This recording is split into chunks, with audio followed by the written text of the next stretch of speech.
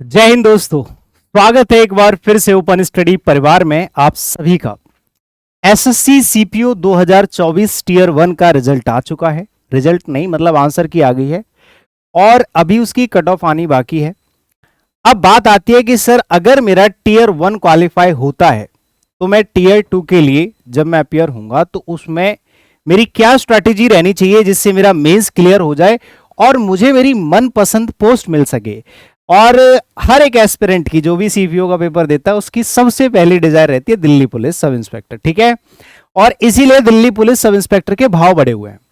तो अगर आप में से कोई भी ऐसा स्टूडेंट है जिसने एसएससी सीपीओ प्री 2024 का एग्जाम दिया है, उसके अच्छे खासे मार्क्स हैं, अभी मैं आपको पूरा का पूरा एनालिसिस यहां पे दूंगा कि कितने मार्क्स आपके हैं, उसके बेस पे पिछले एग्जाम की कट ऑफ के आधार पे इस वाले एग्जाम की 2024 की कट ऑफ क्या रहने वाली है, सेफ स्कोर आपका क्या रहेगा और आपको तैयारी कैसे करनी है जिससे आप मेंस में 200 में से 200 का टारगेट कर सको। क्योंकि जो स्टूडेंट्स एवरेज स्कोर करके आते हैं प्री में और मेंस में और मतलब उनकी डिजायर है दिल्ली पुलिस सब इंस्पेक्टर, तो भाई मेंस में लगभग उनको 200 में से 200 ही चाहिए। मतलब टारगेट हमेशा अच्छा रखो, बड़ा रखो, 200 में से 200 का टारगेट रखोगे तब आपको आपकी मनपसंद post Delhi police sub inspector मिलेगा, ठीक है।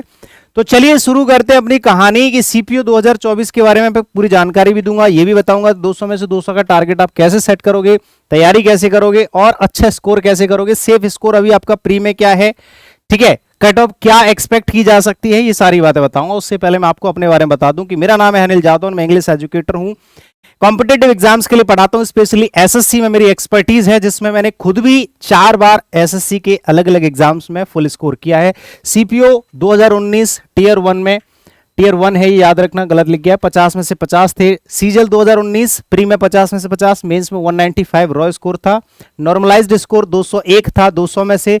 और इस बार भी सीपीओ में बहुत से स्टूडेंट्स के मार्क्स बढ़ने वाले हैं, ठीक है, नॉर्मलाइजेशन के बाद। उसके बाद सीजल 2022 के मेंस में मेरे 135 आउट ऑफ 135 फुल स्कोर। इसके अलावा भी मैंने एनडीए क्लियर किया 2014 में, उसके बाद मैंने जो है पीओ भी दिया था, बैंक पीओ भी, उसमें मेरे 30 में से 30 थे।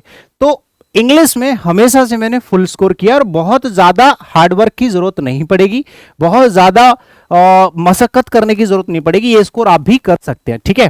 तो चलिए सबसे पहले तो हम बात करते हैं कि जो भी स्टूडेंट्स प्री दे के आए हैं, आंसर की आपने देख ली, क्वेश्चंस के आंसर्स मैच कर लिए।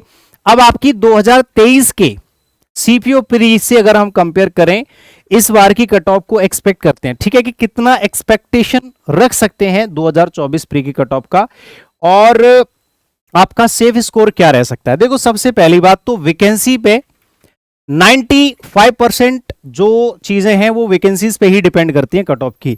पिछली बार 2023 में टोटल नंबर ऑफ वैकेंसीज 1876 थी, ठीक है, जिसमें प्री की कट ऑफ थी 138 अनरिजर्व की, ठीक है, 133 ईडब्ल्यूएस की, यानी कि जनरल की 138, ईडब्ल्यूएस की 133, 131 ओबीसी की थी, 110 एससी की थी, 109 एसटी की थी, ठीक है। ये मेल बता रहा हूं, मेल कैंडिडेट्स की। दिल्ली पुलिस की अलग से कट ऑफ लगती है, मेल की 142 कट ऑफ थी प्री की, ठीक है, 200 में से 142। और मेंस में जो कट ऑफ गई थी वो मेंस की कट ऑफ थी 313 मेंस की, यानी कि इंग्लिश में बच्चों को टोटल प्री और मेंस की मिला के, यानी कि 200 में से जितने भी मार्क्स लाते हो प्लस प्री का स्कोर मिला के आपके 313 मार्क्स होने चाहिए, ठीक है। अब अगर हम बात करें इधर 2024 में तो देखो टोटल नंबर ऑफ वैकेंसीज कितनी है हमारी, 4187, यानी कि दोगुनी से भी ज्यादा वैकेंसीज हैं। तो भैया ऑब्वियसली हमारी जो कट ऑफ है वो कम जानी है, मतलब इससे तो कम जानी चाहिए। और कितनी एक्सपेक्ट कर सकते हैं, अगर नंबर ऑफ वैकेंसीज से हम थोड़ा सा आइडिया लगाएं तो हम कम से कम कट ऑफ जो है मेजर करते हैं, ताकि जो स्टूडेंट्स ऐसे हैं जिन्होंने एवरेज स्कोर किया है वो भी अपनी मेंस की तैयारी शुरू कर ले। क्योंकि अगर एंड टाइम पे मान लो आज से 20 दिन बाद रिजल्ट आया, कट ऑफ आई, तो उस अगर 20 दिन के बाद वो तैयारी शुरू करेगा तो वो फेल हो जाएगा, उसके 20 दिन खराब हो जाएंगे। इसीलिए हम ऐसे एक्सपेक्ट कर रहे हैं जिससे एवरेज स्टूडेंट भी अपनी तैयारी शुरू कर ले।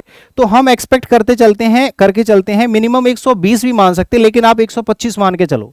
125 अगर आपके नंबर हैं तो आप सेफ स्कोर में चल रहे हो। 125 से 128 हाईएस्ट जा सकती है, इससे ज्यादा नहीं जानी चाहिए। अगर उससे हम कंपेयर करेंगे तो ये एक्सपेक्टेड है, एक्सपेक्टेड कट ऑफ है 125 से 128 आप मान के चलिए जनरल की, ठीक है। और 120 वाले भी तैयारी शुरू कर सकते हैं, क्या पता, ठीक है, क्या पता कि, क्योंकि पिछली बार स्टूडेंट्स भी बहुत कम लिए थे, है ना, पेपर के लिए, मेंस के लिए। ईडब्ल्यूएस की 120 से 125 मान के चलते हैं, ठीक है। ये हमने पूरा एनालिसिस करके दोनों ईयर्स का, ये 2022 का भी हमने कट ऑफ किया, मेजर करा था 2023 और 2022 का, तो उसके बेस पे ये कट ऑफ पूरी तरह से एक्सपेक्टेड है, ठीक है। 18 से 20 जा सकती है ओबीसी की, 100 से 105 जा सकती है एससी की, और 98 से 102 जा सकती है एसटी की, ठीक है। मेंस की कट ऑफ हम थोड़ा सा मेजर करते हैं, क्योंकि मेंस की कट ऑफ इंपॉर्टेंट है, क्योंकि हमें मेंस में स्कोर भी तो उसी हिसाब से करना है। तो मैं तो ये कहूंगा कि आपके कितने भी नंबर हो, 120 से जितने भी ऊपर नंबर है, 125, 30, 40, 50 तक, तो आपको टारगेट करना चाहिए 200 में से 200, क्योंकि जब हम फुल टारगेट करते हैं उससे कम ही मार्क्स हमारे आते हैं। 200 का टारगेट करोगे तो 180, 190, 170 ऐसे आएंगे। तो हमारा टारगेट है 200 में से 200 का टारगेट करके हम तैयारी शुरू करेंगे, ठीक है। इंग्लिश आती है, उसमें और कुछ नहीं आता, 200 नंबर की इंग्लिश आती है, ठीक है, पूरी तरह से। तो हम जो कम से कम मान के चलते हैं कि 300 के आसपास हमारी कट ऑफ जाने वाली है 2024 की। मैक्सिमम जा सकती है 308, या मैक्सिमम खींचोगे तो 310 है। 310 तो मैक्सिमम, इससे ज्यादा नहीं जाएगी। पता है क्यों? क्योंकि भाई 2023 का आप देख लो, 313 गई है, 313 गई है। मैंने तो ये भी बहुत एवरेज बताया कि 300 के आसपास जो है मेरिट जानी चाहिए, इवन इससे कम ही जा सकती है, 98, 97 इतना हो जाएगा, 298, 297 इसके आसपास भी जा सकती है। लेकिन आप मैक्सिमम मान लो 300 से 305, 308 के आसपास जानी चाहिए एनालिसिस के बेस पर, ठीक है। ये तो हो गई आपकी cut off. Expected cut off कितनी है, कितना आपका सेफ स्कोर है, आपका सेफ स्कोर है ये, ठीक है, या सेफ स्कोर ये तो कंफर्म्ड है, ठीक है, इतना तो आप मान के चलो। अगर इतने पे भी है तो आप अपनी तैयारी शुरू कर सकते हैं। अब आ जाते हैं कि सर मुझे मेंस के लिए 2024 मेंस के लिए तैयारी करनी है, कैसे करूं?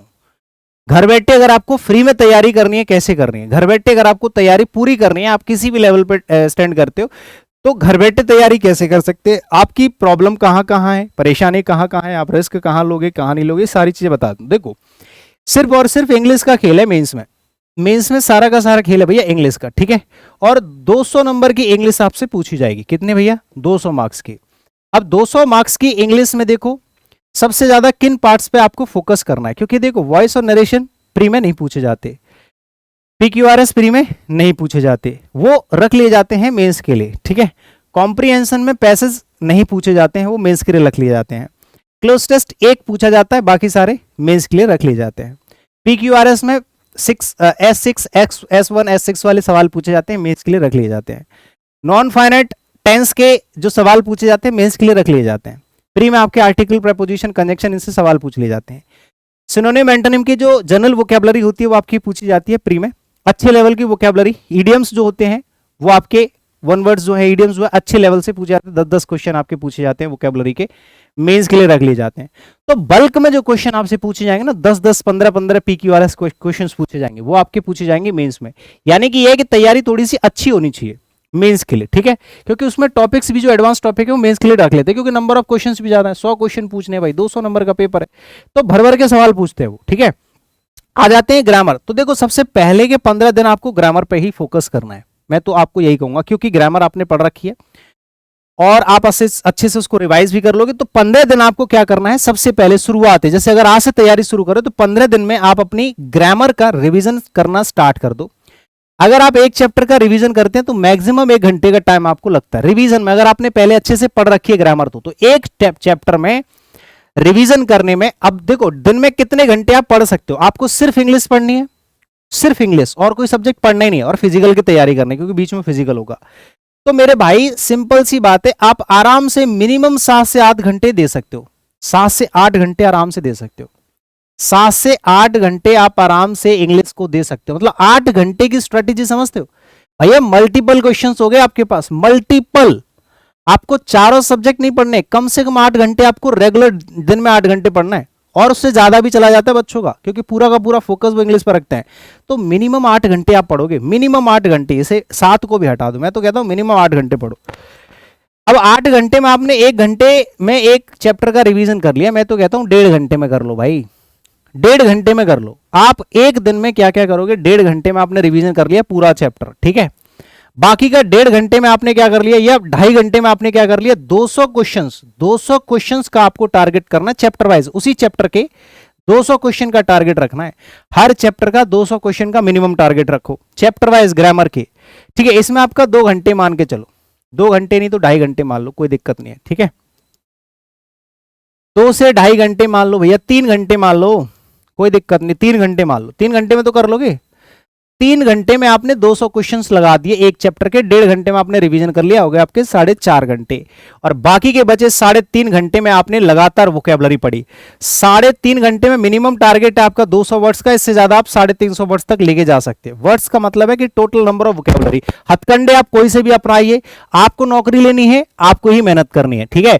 आप ट्रिक बनाइए, स्टोरी से याद करिए, चार्ट मेकिंग बनाइए, कुछ भी करिए, आपको वोकैबुलरी एनी हाउ आनी चाहिए। कम से कम मिनिमम टारगेट है 200 शब्दों का, मैक्सिमम आप कितने भी ले जा सकते हैं, 350 तक भी बच्चे याद करते हैं। एक दिन में अगर 2 सेट भी याद कर लेते हैं तो लगभग उनके पास 350 वर्ड्स का कलेक्शन हो जाता है। तो 300-350 वर्ड्स का कलेक्शन आपको दिन भर में करना है, जिसमें से कम 200 वर्ड्स आपके पास रह जाते हैं, ठीक है। और 3.5 घंटे में यार इतना भी नहीं कर पाओगे, 200-250 वर्ड्स को रिवाइज नहीं कर पाओगे, क्योंकि वोकैबुलरी तो आपने प्री में भी पढ़ी होगी, है कि नहीं। सोर्स क्या क्या रहेंगे देखो, ग्रामर के सोर्स में आपको बता दूं, ग्रामर की जो हमारी क्लास नोट्स की बुक है, इसको आप क्विकली रिवाइज कर सकते हो। अगर आपके पास ये है, आपने फाउंडेशन कोर्स ले रखा है और उसकी सारा का सारा कंटेंट इसमें हमने रख दिया है, तो इसका सॉल्यूशन मैंने ओपन स्टडी एप्लीकेशन पे क्विकली डाल रखा है मात्र 100 रुपए में। आप चाहो तो यहां से कर सकते हो, नहीं तो आप अपने नोट से भी रिवाइज कर सकते हो, कोई बड़ी बात नहीं है। यहां पे ये पूरा 140 क्लासेस का कंटेंट मात्र 20 क्लासेस में मैंने कंप्लीट करा दिया, 20 घंटे में पूरा रिवीजन। तो ऐसे ग्रामर का रिवीजन कर सकते हैं। ऐसे ही आपने पहले वोकैबुलरी पढ़ रखी होगी, जैसे ब्लैक बुक से पढ़ रखी है या किसी अदर बुक से पढ़ रखी है, तो आपने पहले गो थ्रू तो हुए ही हो, सीजीएल के लिए भी पढ़े होगे, तो आप उसको क्या कर सकते हैं, रिवाइज कर सकते हैं। रिवाइज करने में भाई दोबारा पढ़ना है आपको, 200 वर्ड 300 वर्ड बहुत ज्यादा नहीं होते, आराम से पढ़ सकते हो, टाइम भी तो मिल रहा है। 3-3.5 घंटे में आप इतनी नहीं कर पाओगे, ट्रिक से पढ़ो, स्टोरी से पढ़ो, कैसे भी पढ़ो। टोटल 15 दिन का टारगेट होगा हमारा, 2 दूनी 15 दूनी 30 मतलब 3000 क्वेश्चन इधर और 3000 वर्ड्स इधर, टोटल 6000 वर्ड्स हो गए, 3000 वर्ड्स हो गए, 3000 क्वेश्चन हो गए, ग्रामर खत्म हो गई और वोकैब लर्निंग का 3000 वर्ड्स का कलेक्शन हो गया। अब ये 3000 वर्ड्स का कलेक्शन आएगा आपके एमसीक्यूज में काम, वोकैबुलरी के एमसीक्यूज में काम आने वाले शब्द आपको टारगेट करना है हर चैप्टर। भाई हमारे वोकैबुलरी में एमसीक्यूज में कितने सेक्शन होते हैं, synonyms, antonyms, one word, idioms, 4 options वाले जो क्वेश्चन होते हैं। अब देखो सीजीएल की तैयारी कर रहे हो तो भाई 500 क्वेश्चन का टारगेट कर लो, क्योंकि प्री में आपके 35 मतलब क्वेश्चन आते हैं, तो 35 क्वेश्चन का आप सॉरी मेंस में आते हो तो 25 क्वेश्चन है, 25 क्वेश्चन आराम से कर लोगे, कोई दिक्कत नहीं, 500 का टारगेट रखते हो। अभी देखो सीपीओ में सिर्फ और सिर्फ इंग्लिश आती है, ऊपर से 3 महीने का आपको टाइम मिलेगा, क्योंकि बीच में फिजिकल होगा, फिर आपको मेंस देना है। तो मेरे भाई आपको 1000 क्वेश्चंस का टारगेट रखना है हर सेक्शन। हमारे टोटल 10 सेक्शन होते हैं मिसलेनियस में, 6 तो होते हैं देखो, error, improvement, fill in the blank, cloze test, PQRS और पैसेज, 6 हो गए। Synonyms, antonyms, one word, idioms, spelling test के भी क्वेश्चंस होते हैं। तो लगभग 10 से 11 सेक्शन होते हैं। आपको वोकैबुलरी में 5 सेक्शन हो जाएंगे, ठीक है। 5 सेक्शन में स्पेलिंग टेस्ट के आप 500 क्वेश्चन टारगेट कर लेना और 1000 synonym, antonym, one word, idiom के कर लेना। टोटल आपके पास 4500 क्वेश्चंस हो जाएंगे। 4500 यानी कि 4500 क्वेश्चंस का टारगेट आपको मिसलेनियस में रखना है, सिर्फ और सिर्फ वोकैबुलरी का। सोर्सेज आपके पास हैं भैया, पिनेकल की 5th एडिशन, 6th एडिशन, कोई सी भी लगा सकते हैं, किरण लगा सकते हैं, इंग्लिश ब्रह्मास्त्र लगा सकते हो हमारी वाली, ठीक है। इंग्लिश की ब्रह्मास्त्र बुक है हमारे पास, यहां रखी होगी, तो उससे लगा सकते हैं। ब्रह्मास्त्र में क्या है कि सारे इसमें है, देखो मैं दिखाता हूं, इंग्लिश ब्रह्मास्त्र में सारे के सारे, इसमें आपको कुछ भी बाहर से नहीं लेना पड़ेगा। इसमें आपकी ग्रामर के भी क्वेश्चंस मिल जाएंगे 100, इसमें आपके वोकैबुलरी के भी क्वेश्चंस मिल जाएंगे, लर्निंग वाले भी मिल जाएंगे, पूरा का पूरा कंटेंट है इसमें, लर्निंग वाले भी मिल जाएंगे, इसमें आपको मिक्स प्रैक्टिस भी मिल जाएगी, सब कुछ मिल जाएगा। ये ब्रह्मास्त्र का नाम A to Z प्रैक्टिस है, इसके लिए अलग अलग किताबें नहीं लेनी पड़ेंगी, वोकैब भी है, ग्रामर भी है, मिक्स भी है, सब कुछ है। 500 क्वेश्चंस का कलेक्शन भी है इसमें, सब है। इसके अलावा अगर आप कोई कुछ करना चाहते हैं तो वो क्या करोगे भाई, उसमें आप पिनेकल ले सकते हैं, किरण ले सकते हैं, या कोई और ले सकते हो, जो भी आपके पास प्रीवियस ईयर की बुक है। आपको प्रीवियस ईयर क्वेश्चंस लगाने लास्ट 6 ईयर्स के, ठीक है, मिनिमम 6 साल के आपको प्रीवियस ईयर क्वेश्चंस लगाने हैं, सारे के सारे मिसलेनियस, ठीक है। एसएससी मतलब प्रीवियस ईयर, ठीक है। आपको पीवाईक्यूज लगाने पिछले 6 साल के प्रैक्टिस के लिए, वहीं से कंटेंट ढूंढना, वहीं से मिल जाएगा सारा का सारा, टेंशन मत लेना। 4500 क्वेश्चंस ये हो गए। ऐसे ही आपको 6 सेक्शन होते हैं हमारे, mix, error, improvement, fill in the blanks, PQRS, close test और पैसेज। पैसेज का भले ही कम कर लेना, है ना, पैसेज के 600 क्वेश्चन 700 क्वेश्चन देख लेना, मतलब लगभग आप ये कह सकते हैं 70-80 पैसेज लगा देना, वरना 100 लगा देना, 10-10 के होते 100,000 हो जाए, 100 पैसेज, 100 क्लोज टेस्ट, 100 PQRS, 100 नहीं पूरे 1000 PQRS, बल्क में कंटेंट मिल जाएगा, टेंशन मत लो, 2 किताबें लगा दोगे तो भी हो जाए। देखो जिसको 200 में से 200 लाने उसको इतना करना पड़ेगा। अगर जिसको एवरेज स्कोर करना है कि मुझे सर CISF मिल जाए, BSF मिल जाए, कुछ भी मिल जाए चलेगा, भैया 500 कर लेना, 500 क्वेश्चन भी लगा सकते हो, ठीक है। 3000 क्वेश्चन लगा दो, ज्यादा दिक्कत है तो 3000 क्वेश्चन आपके, बाकी के जो मिसलेनियस है, एरर डिटेक्शन, सबके 1000 क्वेश्चन मैं बता रहा हूं। अगर 200 में से 200 का टारगेट रख रहे हो तो, अगर 500 का रख रहे हो तो भैया कोई दिक्कत नहीं है, 500 के हिसाब से 3000 क्वेश्चन आप इसमें लगा सकते हैं। टोटल 9-10 हजार क्वेश्चन आपको लगाने हैं मिसलेनियस, ठीक है, जो कि सारे के सारे आपको ब्रह्मास्त्र बुक में भी मिल जाएंगे या किसी अदर बुक से लगा सकते हैं। मैं कोई ऐसी हार्ड एंड फास्ट नहीं कि नहीं आपको कोई पर्टिकुलर बुक ही लेनी है, आपको जो समझ में आती है वहां से लगाइए, कोई दिक्कत नहीं, ठीक है। अब आ जाते हैं, ये तो होगी आपकी कि ग्रामर, वोकैबुलरी और पूरा कॉम्प्रिहेंशन। अच्छा, कुछ बच्चों की कॉमन क्वेरीज हैं कि सर कॉम्प्रिहेंशन में बड़ी प्रॉब्लम होती है। जैसे मैंने कई बारी मेंस दिया है, कुछ बच्चों के मैसेज आए, कॉल्स आए कि भैया मैंने मेंस दिया है और मेरा अच्छा स्कोर रहता है 150 160 ऐसा रहता है, लेकिन मैं रह जाता हूँ फाइनल मेरिट में। तो उनको मैं बताऊं, उनकी प्रॉब्लम, ज्यादातर स्टूडेंट्स की प्रॉब्लम है कॉम्प्रिहेंशन। तो एक बार मैं आपको कॉम्प्रिहेंशन को लेके और गाइड कर देता हूं, ठीक है। कॉम्प्रिहेंशन को कैसे सॉल्व करते हैं या इसमें अपने कैसे मार्क्स इंप्रूव कर सकते हो, ठीक है। कॉम्प्रिहेंशन का यार सिंपल सा फंडा है। देखो कॉम्प्रिहेंशन का मतलब ही होता है रीडिंग कॉम्प्रिहेंशन, यानी कि रीड करो, रीड और अंडरस्टैंड, रीड करना है और अंडरस्टैंड करना है, ठीक है। इसमें दो ही चीजें हैं, read and understand and answer the question, बस दो ही चीजें।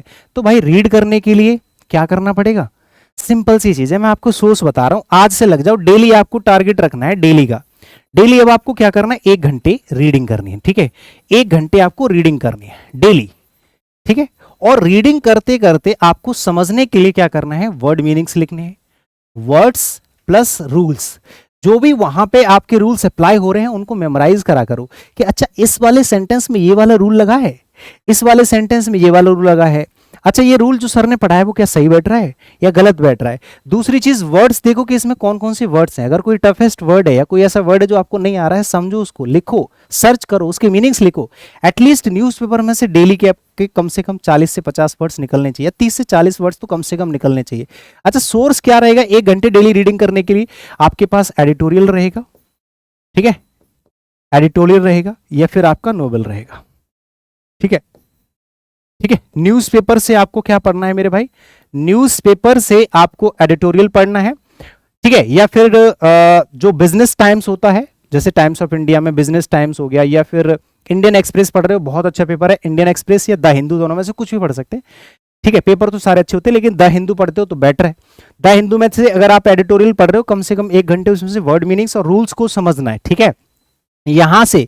और स्पीड मेंटेन रखनी है आपको, हर रोज क्या करना है, स्पीड बढ़ानी है, ठीक है। हर दिन का स्पीड का एनालिसिस करना है आपको, स्पीड का एनालिसिस करना है। कैसे सर, जैसे आज मेरी रीडिंग की स्पीड क्या थी और कल मेरी क्या थी, ठीक है। रीडिंग का थोड़ा सा, रीडिंग के साथ साथ आपको स्पीड का एनालिसिस करना है कि क्या मेरी 10 दिन में स्पीड बढ़ी, क्योंकि रीडिंग करते समय आपकी स्पीड बहुत मैटर करती है। जितना अच्छे से अगर आप रीड कर पा रहे हो, उतना अच्छे से वो पैसेज आपको समझ में आ जाएगा। अगर आपको स्पीड हाई रखनी है, मतलब हाई मतलब होता है थोड़ी सी मॉडरेट, मॉडरेट से हाई रखनी है आपको, ठीक है, मॉडरेट से हाई आपको स्पीड रखनी है। मॉडरेट से हाई पता है क्यों रखनी है, मैं बताता हूं। आपको रीडिंग की जो स्पीड रखनी है वो मॉडरेट से हाई, बिल्कुल स्लो नहीं रखनी है, स्लो मत रखना। स्लो से क्या होता है, आपको चीजें समझ में नहीं आती हैं, ठीक है। जो हिंदी मीडियम वाले स्टूडेंट्स होते हैं पर्टिकुलरली, उनको दिक्कत होती है स्लो पढ़ने में। अगर आप धीरे धीरे पढ़ोगे तो आप हेजिटेट होगे, हिचकिचाओगे, दिक्कत हो जाएगी, ठीक है। तो आपको क्या करना है, स्लो नहीं पढ़ना है, आपको मॉडरेट से भी थोड़ा हाई, अगर धीरे धीरे शुरू करोगे तो मॉडरेट लेवल पे पढ़ो और हाई पढ़ो। स्पीड मेंटेन रखो, स्पीड बढ़ाते चलो, हर रोज आपको स्पीड बढ़ानी है। जितनी स्पीड अच्छी होगी उतनी जल्दी आपको चीजें सेंसिबली समझ में आएंगी। और वहां पे जो सेंस वाले समझदारी वाली बात होती है ना, सेंस वाली समझदारी, उसी का खेल होता है, उसी की बेस पे क्वेश्चन पूछे जाते हैं, ठीक है। हाँ, और चीजों को पढ़ने के बाद खुद से भी समझा करो कि अच्छा ये कहना क्या चाह रहा है। स्टोरी की तरह उसको इमेजिन किया करो कि अच्छा इसमें एक राजा था, उसने ऐसा बोला, उसने ऐसे किया। उस स्टोरी को जो आपने पढ़ा है उसको दिमाग में एक बार मेमोराइज किया करो पूरे पैसेज को पढ़ने के बाद, ठीक है। उससे क्या होगा कि उसमें जो सेंसिबल क्वेश्चंस होते हैं, है ना, थीम वाले, टाइटल वाले, है ना, ये सब ये आपके इसी दिमाग से बनेंगे कि आपने पेपर को पढ़ा, पैसेज को, और पैसेज को पढ़ने के बाद क्या हो गया, आपने उसको मेमोराइज कर लिया कि स्टोरी की तरह। अब स्टोरी की तरह अगर आपने मेमोराइज कर लिया तो थीम हो गया, ठीक है, टाइटल हो गया, है ना, टोन ऑफ द पैसेज हो गई, ये सब बता पाओगे।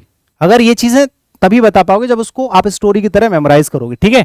तो ये जरूर करना है। पैसेज पढ़ने के बाद आपको स्पीड हाई रखनी है, passage daily, passage sorry reading एक घंटे डेली करनी है, सोर्स आपके पास एडिटोरियल है या नोवेल्स है, हाई स्पीड रखनी है, और स्पीड पढ़ने के बाद क्या करना है, उसको मेमोराइज करना है। इससे आपका पैसेज बहुत जल्दी इंप्रूव हो जाएगा, पैसेज वाले जो क्वेश्चंस होते हैं, कॉम्प्रिहेंशन वाले।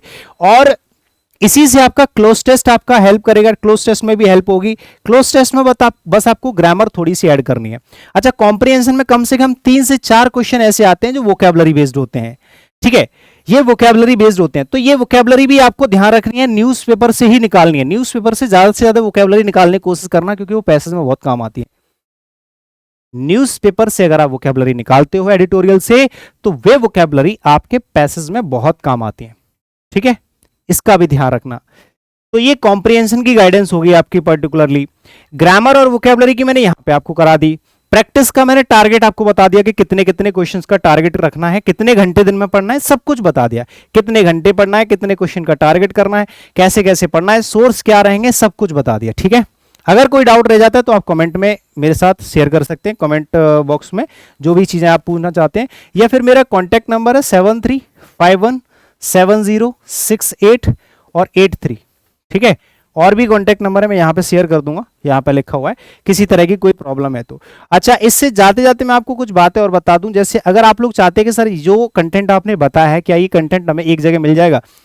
एक जगह सारा का सारा कंटेंट आप कहोगे 10,000 क्वेश्चंस मुझे वीडियो सॉल्यूशन में मिल जाए, तो वो पॉसिबल नहीं होता है। लेकिन मैं आपको एक चीज दे सकता हूं कि एक जगह पर आपको मास्टर स्ट्रेटेजी के बेस पर मास्टर क्वेश्चंस करा सकता हूं, ठीक है। ऐसे ऐसे मोस्ट एक्सपेक्टेड क्वेश्चंस की प्रैक्टिस करा सकता हूं, गोल्डन रूल्स और गोल्डन टिप्स मैं आपको दे सकता हूं। एसएससी सीपीओ मेंस 2024 के लिए वो है आपका सफलता बैच। मैंने आप लोगों को बहुत पहले ही लॉन्च कर दिया था कि जो बच्चे सीपीओ मेंस देने वाले हैं प्री के तुरंत बाद, उनके लिए सफलता बैच बहुत अच्छा रहने वाला है, क्योंकि इसमें मैं हर तरह के हर सेक्शन को टच करूंगा और बढ़िया बढ़िया एक्सपेक्टेड क्वेश्चंस इसमें कराऊंगा।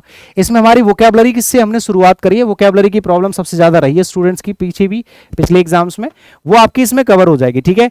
जो लोग सीपीओ सीजीएल प्री देंगे उनके लिए भी ये बैच बहुत ही क्या रहेगा, बेनिफिशियल रहेगा।